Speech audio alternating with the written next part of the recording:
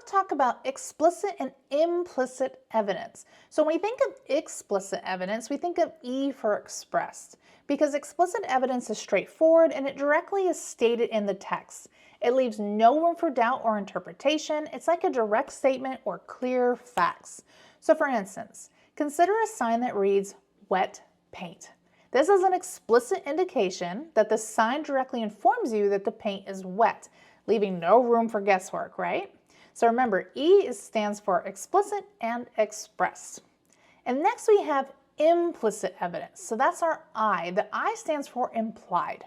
So when it comes to implied evidence, it's more subtle and it's not directly stated. So instead, it's hinted at or it's kind of suggested, requiring you to read between the lines or infer what the meaning is.